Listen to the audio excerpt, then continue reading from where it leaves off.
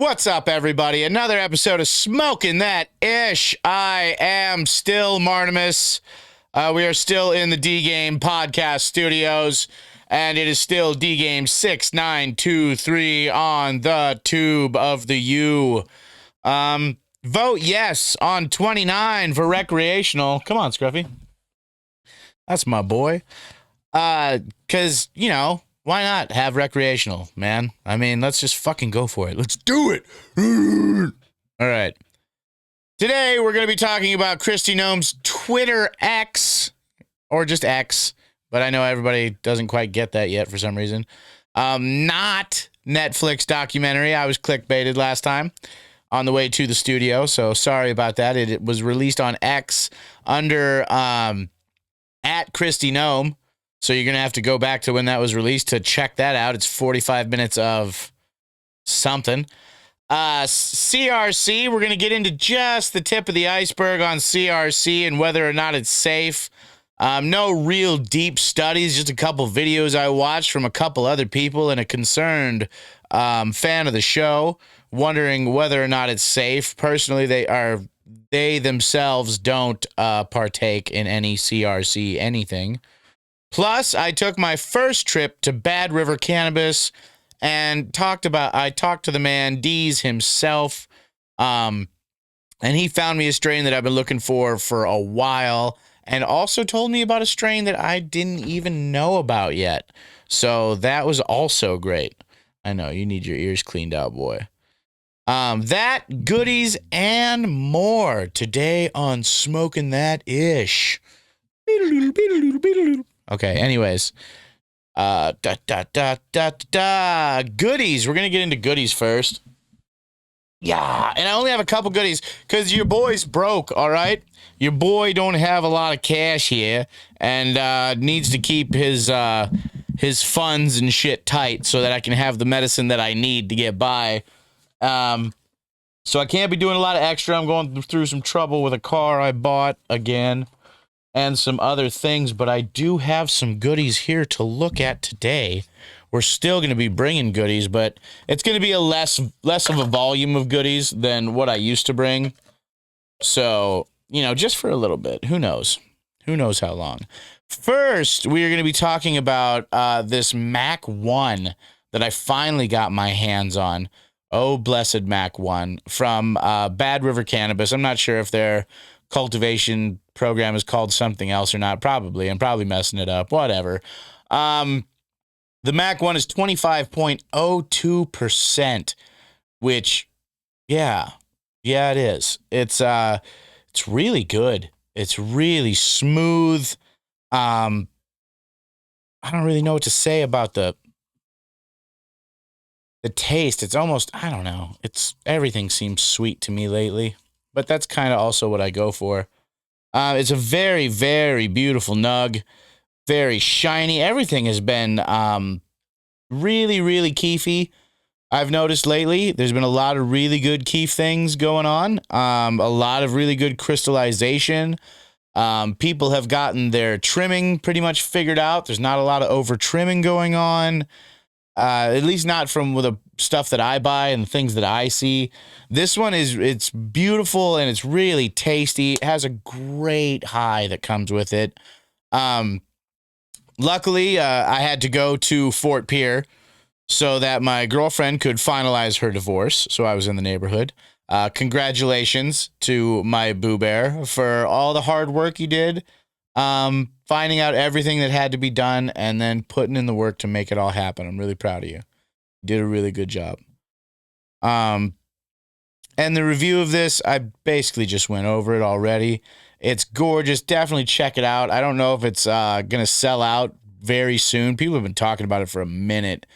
But wait, there is more. Not something that I have here, but while I was there, Deez told me about and showed me this truffle cake that they have there, and it'll knock your socks off. It's the buds are black, no joke. They look black, and they have orange hairs, which I know people don't give a shit about, but I'm all about aesthetics and stuff too, and it really looks nice. Covered in gorgeous little trichomes and just shiny It was really, really beautiful. And he took the jar. When he took the jar, he took it and turned it upside down. That's right. No jar shaking at Bad River Cannabis, for those of you who are irritated by it the same way that I am. The nugs, when he turned the jar upside down, the nugs didn't move. They didn't move. And this jar was 2/3 full, so it had room to fall and everything. And none of the nugs moved. I'm really hoping I can get enough together to get my hands on this one. It's not at my local shop yet there in Mitchell, so I haven't seen it. Flower Shop's not open there either.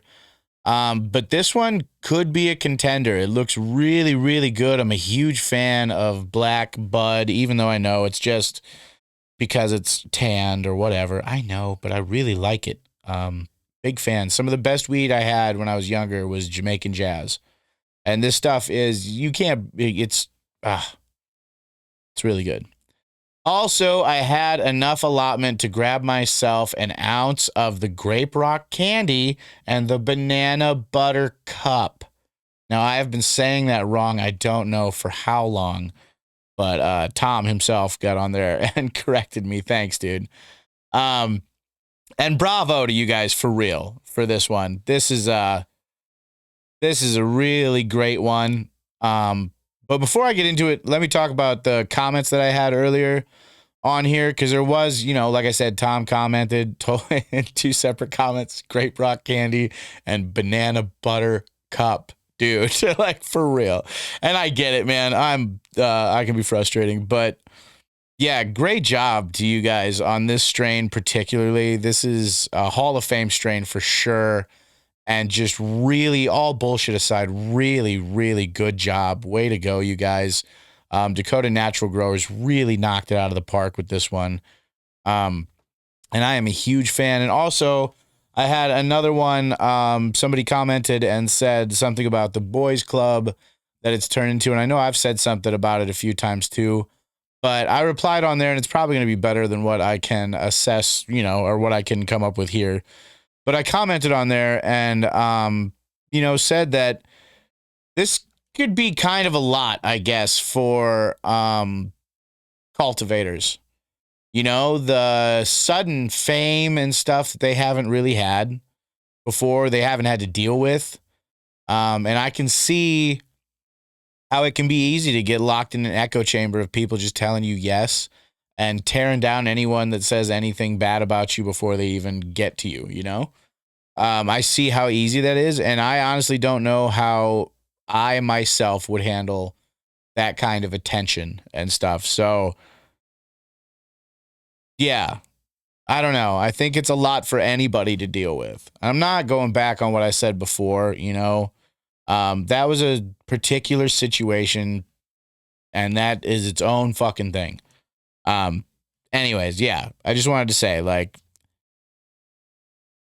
before me or whatever, or anybody comments on stuff, you should see, like, try to think more about the other person's point of view as well. And it'll probably bring you to more of a happier medium place instead of such an angry place where you're at. How much of what like in your personal disagreements or something, how much of the stuff that you're mad about is stuff that you're telling yourself in your head, and how much of the stuff that you're mad about is stuff that's really going on. Now, in that situation we had before, it wasn't a good situation. And, yeah, I'm not going to fucking talk about it anymore. Like, this is the absolute last fucking time I will ever bring it up on the fucking show, because I am over it. All right. Back to this incredible fucking strain here. And yeah, the whole beef with Tom and everything, I'm fucking over that too. I'm over the whole fucking thing. I don't particularly give a shit anymore. I saw that they are legitimately now releasing multiple phenoms of the same strains at Roy's and stuff. So, I mean, if people want to do it, if people are into it and that's what they want to buy and they understand what they're getting and the difference and stuff like that, go for it. Who the fuck am I to say what people will? Let them decide whether or not it flies off the shelves. All right. Okay. So multiple phenome types is a fucking thing. And Especially if rec goes through, we're going to have a lot more people who, are more open to smoke. I don't know what the restrictions are on being able to smoke recreationally. I don't think, somebody who's a felon can still go to a bar and get a drink. So I don't imagine having a felony on your record is going to keep you from being able to go into a place and buy marijuana. So there'll be a lot of people who probably can't get medical licenses or are too weary about getting medical licenses that'll go in and buy weed when it's just rec, So we'll have a lot more people who know more about phenome types and shit like that going. Because right now it's mostly just med patients. And honestly, a good percentage of them are older and they don't give a shit about stuff like that. They just don't care. So with rec and stuff coming up, I mean, it's fucking time. And like I said, I grabbed me an ounce of that Grape Rock Candy Banana Butter Cup and was not disappointed at all. 100%. A Hall of Fame strain, dude. You can't break it up with your hands without turning into fucking Spider-Man, dude. Just picking shit up with your fucking fingertips. I'm not kidding. You can't. How you're supposed to break this shit up with your fingers and then roll a joint out of it is fucking impossible. Your fingers are stuck to the paper. You're pulling it apart every time you try to let go. Fuck that. Doesn't work, dude. The shit's, you gotta grind it up, man. You absolutely have to. And visually, these nugs are fucking sexy, dude. Like, the green and the purple and the fucking way it blends, it's got a good consistency of both. They're super sticky, nice fucking nugs, dude. I can't emphasize how sticky they are enough, dude. And they sparkle. Like, you put them in a fucking little bit of light, dude. It's like a Christmas ornament, with fucking glitter on it. It's absolutely nuts. And the high, I really like the high. It does give me a little bit of anxiety, but I really like the high because it's a little derpy, a little bit of a derpy high where you're kind of dumb, but euphorical. You're cool with it, and you're still motivated to like do stuff. Yeah, and like I said, it gives me a little bit of anxiety, but that could also, I'm under a lot of stress right now too, so I'm not really gonna fucking hold that against it because I'm going through some shit, dude. And careful because I don't know if this would be the same for you, but this one makes me hungry as fuck, dude. Like go out to eat, go home, sit down, fucking burn a big fat one, and fucking be like, where are we gonna go eat? That kind of fucking hungry. So really, really good for anybody who has appetite issues, cancer patients dealing with chemo, anorexia, fight anorexia like a motherfucker. But dangerous if you're trying to keep weight off, And once again, maybe that's just me. Let me know what you think. The thing I wasn't even thinking about with this one was the fucking container that it came in. I wasn't concerned with this container or whether or not it was going to be cool, but Dakota Natural Growers 1 ounce containers are bomb as fuck, dude. They're super fucking cool. The way the lid is child-proofed on 4 sides, and you have to like squeeze it like you saw me open it. It took me a couple tries. That's nice. That's good. That's good for child-proof fucking shit. Keep kids out of your stuff. I really like that. And also the lid, dude. The lid's super deep. It's big, square, about the size of a pack of papers. I mean, this doubles as a fucking tray if you need it, dude. For real. And I mean, this could literally be a travel kit. You could keep your weed in here, your pipe. This could be your fucking tray. You could keep a little grinder on the fucking bottom. Boom, you got your travel kit ready to go wherever. Childproof, locked. I mean, this is a fucking... Sincerely, genuinely, this is a cool fucking container, dude. And that Grape Rock Candy Banana Butter Cup is 26.476%, dude. Which, it honestly, it's really beautiful. Everybody I fucking show it to, and I show it to everybody that I can, is impressed and likes it very, very much. So, bravo, Dakota Natural Growers, once again. Bravo. Great design, great bud. And you guys better get out and grab this one while you can. And god damn it, I hope this is just a rumor. I sincerely hope that this is just a rumor. But the rumor going around right now, this is not verified, by Tom or anybody. I haven't talked to them about it or anything, but the rumor going around is that they're going to discontinue this strain permanently. It will go the way of the grape stomper, which I know, damn it, that was my favorite before this one. I really, really, sincerely, honestly hope this is just a rumor, because this is one of my currently favorite strains. It's my favorite strain from DNG right now, which is rare because flapjacks and French toasters are available too. And this is my favorite one since the Grape Stomper, which they also was discontinued forever. Please don't take away another banger of a strain, dude. Please don't. We understand always hunting and shooting for the next big hitter and the best of the best of the best. We get it, but please, dude, keep this one around, man. The Grape Rock Candy Banana Buttercups is loved by a lot of people, and I have heard more than fucking 5 people say that this strain right here turned them on to DNG, turned them on to Dakota Natural Growers, which I don't know why they weren't aware before, but this brought you to their attention. So it's doing work, dude. I swear, if you guys dropped off petitions at dispensaries or did an online survey, people would undeniably choose to keep this one around. So please don't get rid of it. And if you do, dude, save me a bunch. Save me a bunch. I'll come, I'll pick it up. You sell it at whatever dispensary you're selling it at. I'll come, I'll grab it. Save me like, what's the allotment? 3 ounces? Save me like 3 ounces of it. And I'll come buy the 3 ounces, okay? Just save it. Set it aside, please. Just set it aside. Put it in a little Tupperware thing and write Marty's Grape Rock Candy Banana Buttercream on it. All right. Moving on, dude. This Kristi Noem documentary, which it's not terrible. It's not, as far as political documentaries go, I mean, it's no more ridiculous than half of them that are out there.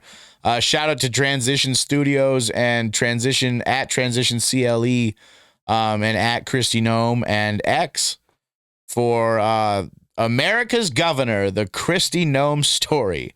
And don't be biased. I put that up right underneath it. Don't be biased, because I'm gonna be honest, I'm irritated about not already having rec for a while now.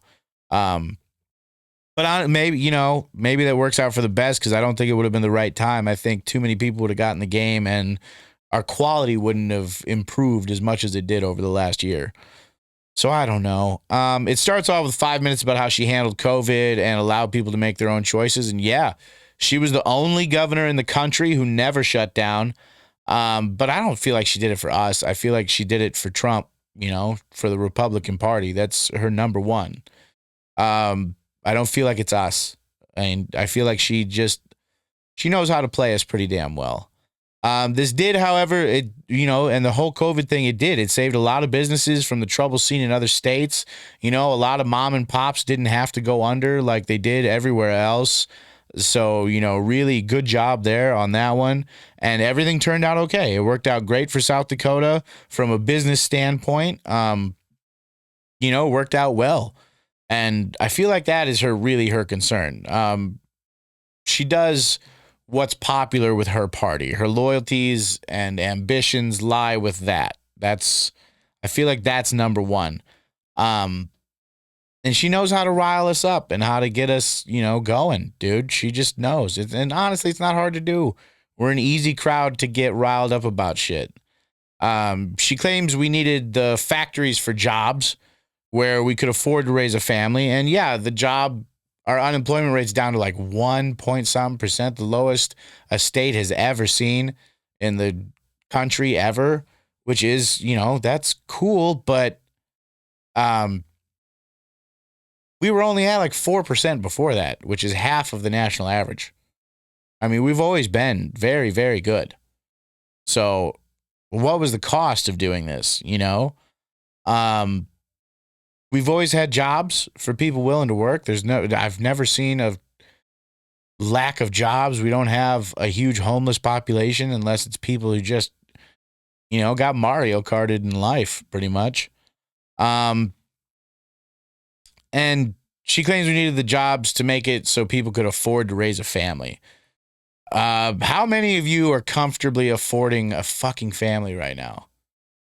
I don't think any of us are. I mean, yeah, I don't think anybody in the fucking country right now can afford to raise a family. And that's not, I'm not dumping that on her. That's a Biden thing. But to say that she made it easier to raise a family, I mean, nobody did these last 4 years for sure, because nobody can.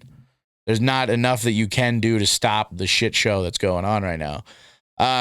She claims to have grown up on a farm to, check the farmer vote, hunting and doing outdoors and stuff, or in church.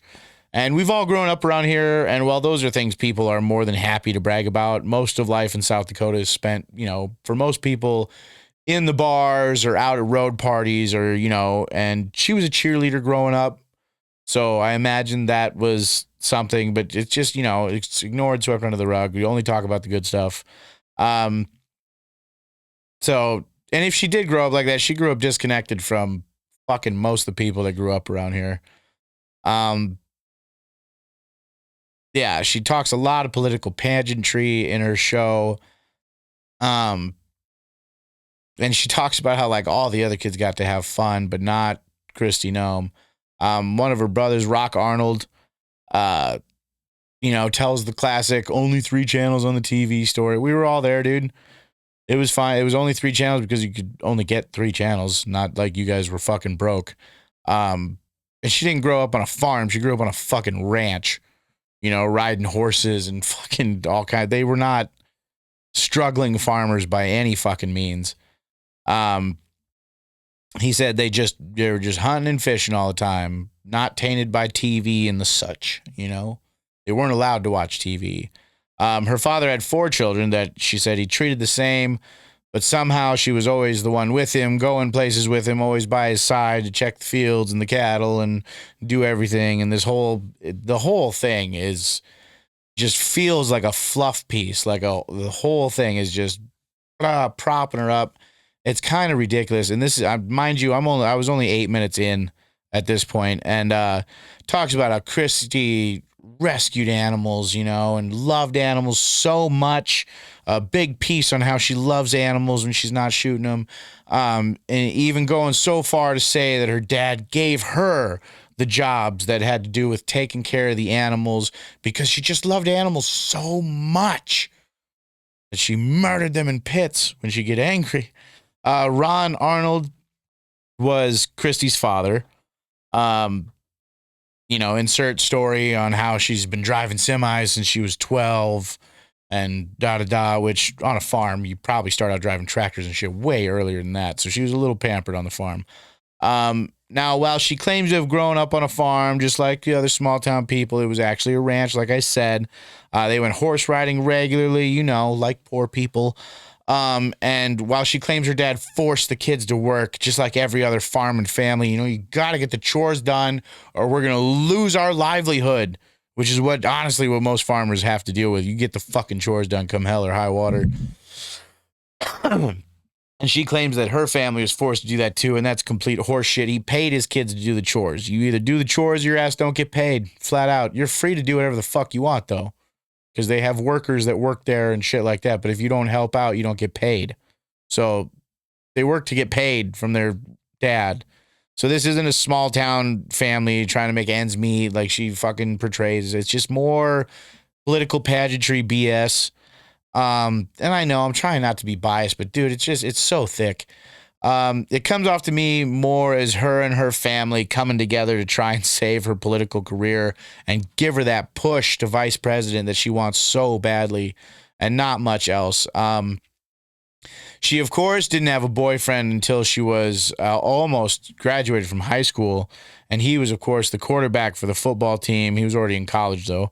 And she was a cheerleader, classic story. Everyone knew she had a crush on him, but it took a while before he asked her out. Um, even her marriage proposal was fucking mess. She is a very stubborn, very strong, opinionated woman. What other people would call a huge bitch.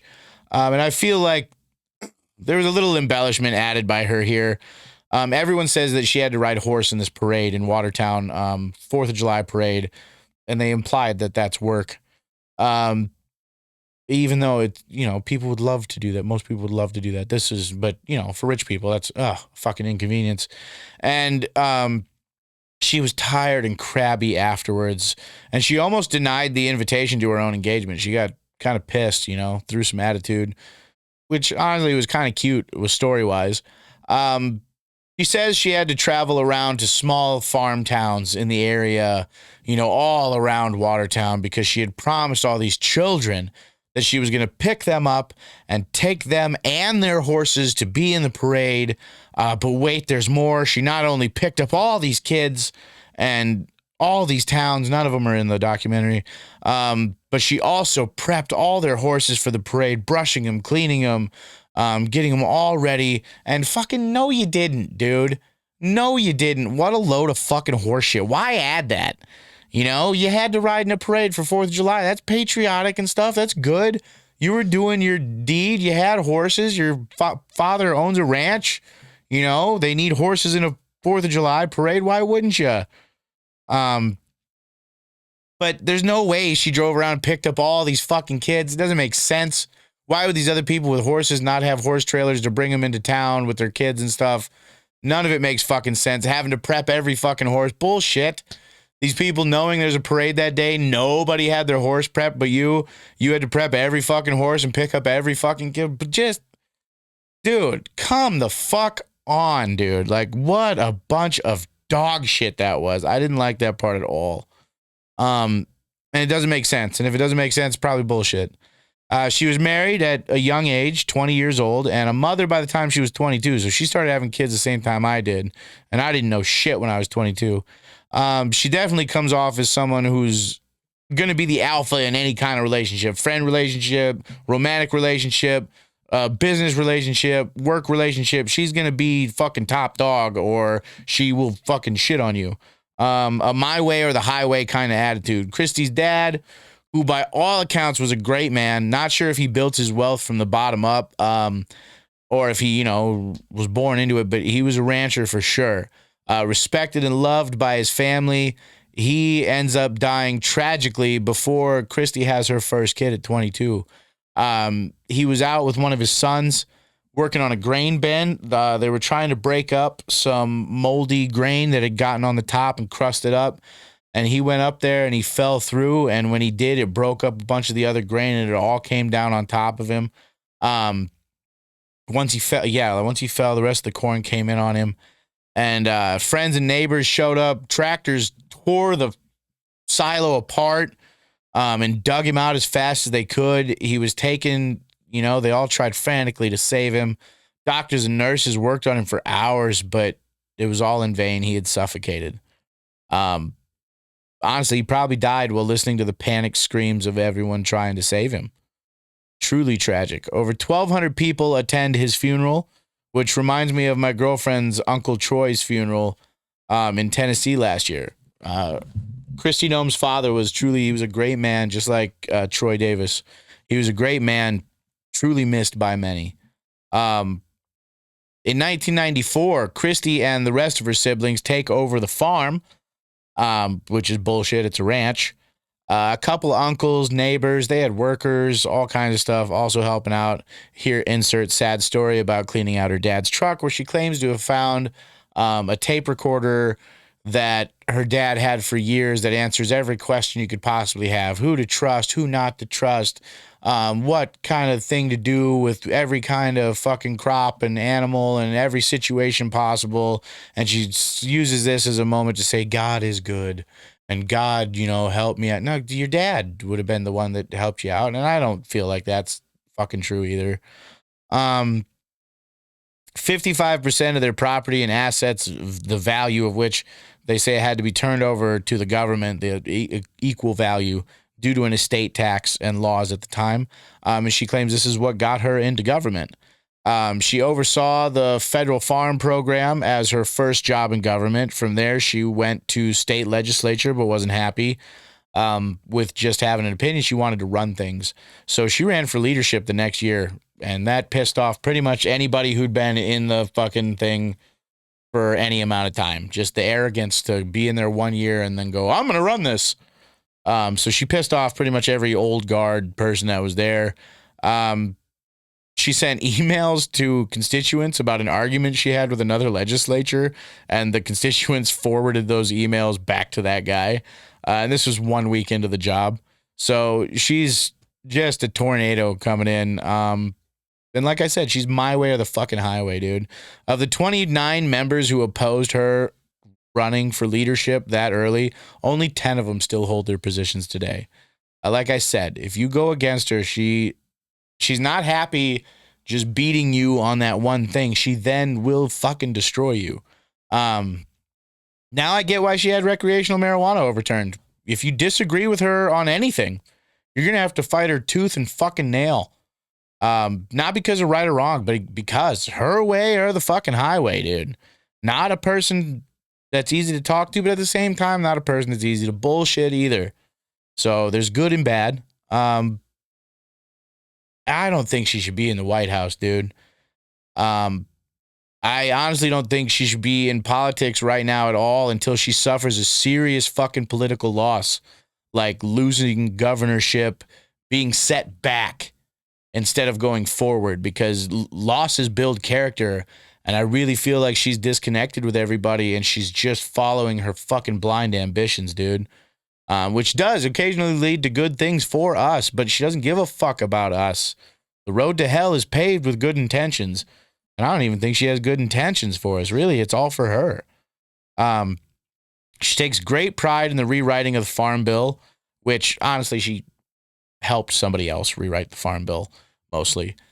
And she says it ranks your taxes by your farm or ranch by soil type and land, but the Farm Bill taxes you based off of what you produce. And I think a 5, 6, or 7 year period, something like that. So you're taxed periodically for what you produce. So our food is taxed as soon as it comes out of the ground. And then how many more fucking times before we buy it and it's taxed again?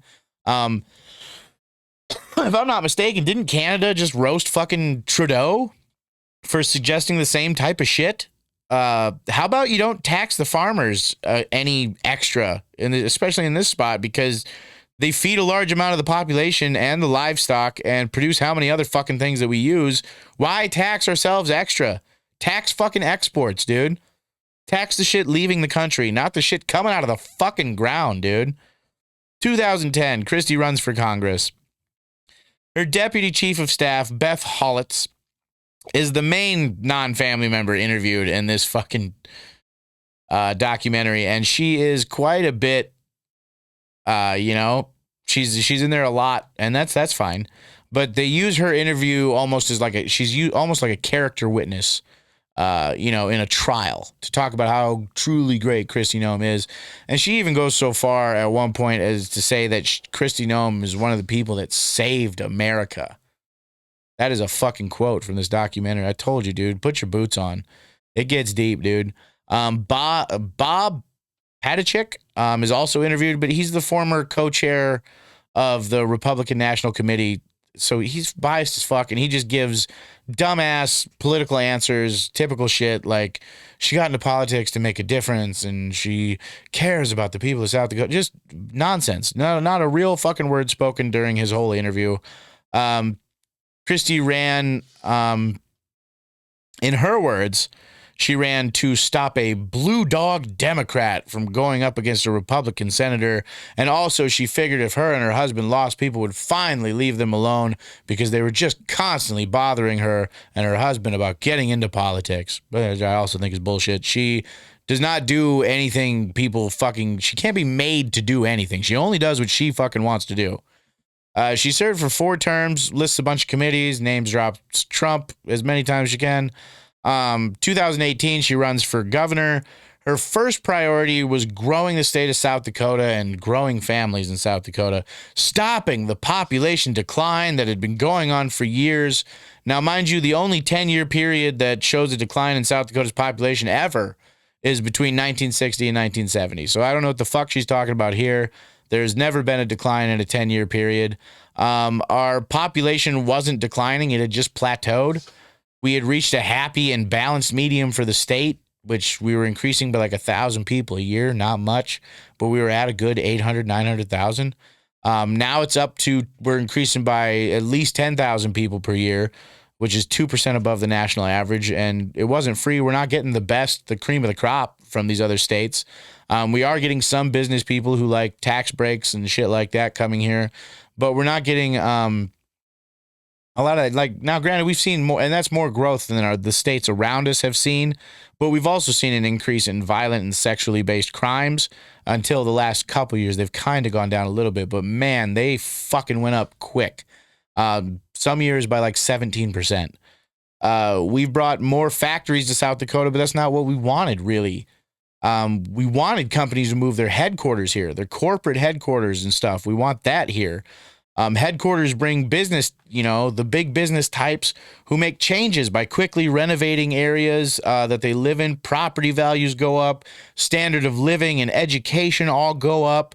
Job opportunities go up.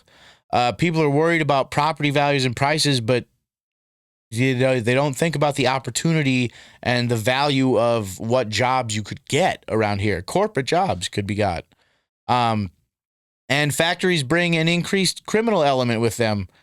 The worst of the worst work at factories, long hours for, good money, but it's back-breaking fucking labor. A lot of meth and stuff in factories. Just sex trafficking is off the charts in South Dakota, and I covered that this is what's really happening on the reservations in an earlier episode if you want to go back and watch. But it doesn't seem like anybody political gives a shit. Not sure why we're constantly spending millions of dollars on commercials and ad campaigns for the state when we have a horrible fucking drug and sex trafficking problem. Don't forget meth. We're on it. Even though the fucking numbers keep going up, nothing's being done about it.